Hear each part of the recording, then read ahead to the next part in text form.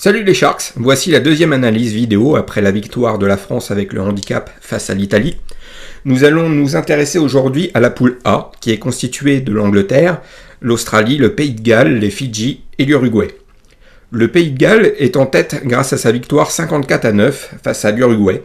L'Angleterre prend la deuxième place après leur victoire 35-11 en match d'ouverture face aux Fidjiens. L'Australie est seulement troisième avec un point en moins, car ils n'ont pas inscrit le point de bonus offensif lors de leur victoire 28-13 face aux Fidjiens. Les Fidji et l'Uruguay ferment la marche.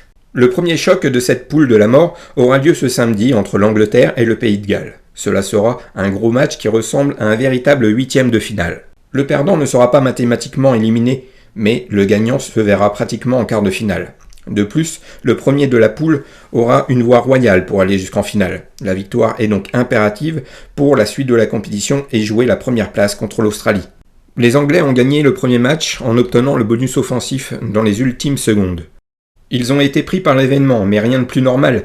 Les joueurs ont la pression en jouant une Coupe du Monde chez eux. Ils n'ont pas joué à leur meilleur niveau, mais ils ont su gérer ce match et évacuer les tensions au fil des minutes. Ils n'ont pas répondu présent dans les rucks et ils ont été souvent en retard dans les débliages. Nous pouvons être sûrs qu'ils auront rectifié le tir pour ce match. Cela a dû être la préoccupation de Lancaster.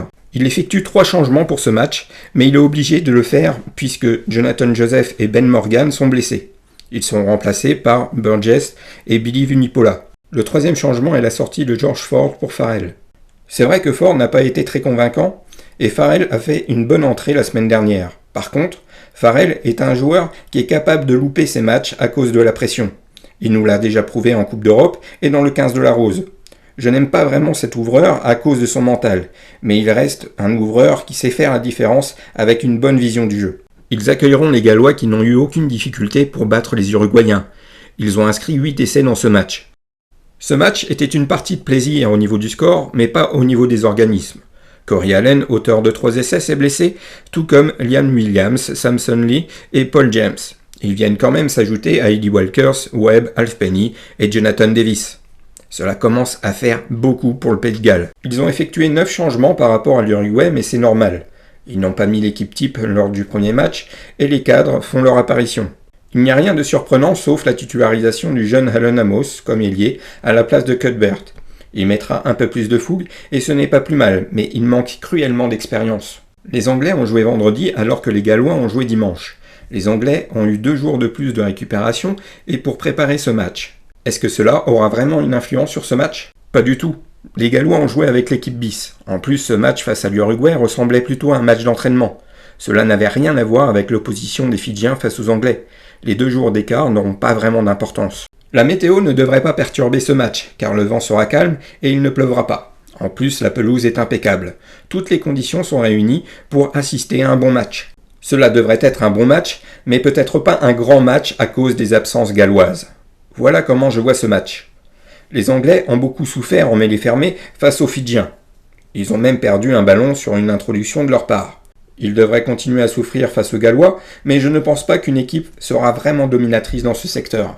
L'équipe alignée par les Anglais est claire. Ils vont vouloir user physiquement ces Gallois pour faire la différence en deuxième période.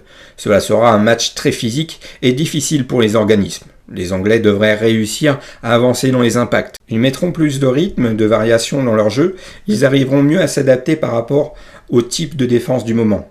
Ils devraient aussi gagner la bataille du gagne-terrain, ce qui est essentiel. Les Anglais devraient aussi avoir l'avantage au niveau des pénalités. Ils ont un jeu plus propre et ils savent mettre leurs adversaires à la faute.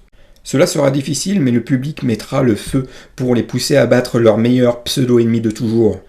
Les Gallois ont les armes pour déstabiliser la défense anglaise, mais il leur manque de nombreux joueurs importants, et cela va se payer dans l'animation de jeu. Pour moi, c'est clair, tout est réuni pour une victoire anglaise. Cela est même une base selon moi. Je ne pense pas que les Anglais marqueront le bonus offensif, ce n'est pas l'objectif, et ils préféreront prendre les points au pied que d'aller en touche. Il sera déjà assez difficile de marquer 3 essais, mais cela est faisable. Les Gallois devraient tourner autour de 14 points.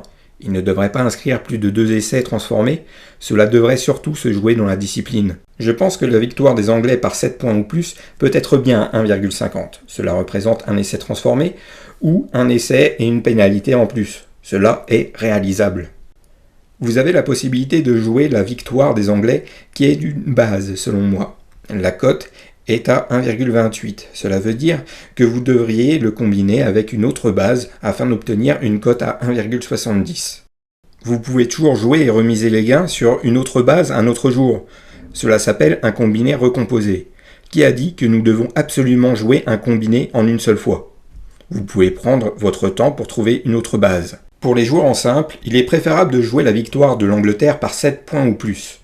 Les Gallois restent compétitifs et un handicap de 9 points à 1,80 est faisable, mais la fiabilité tombe à 5,5 sur 10.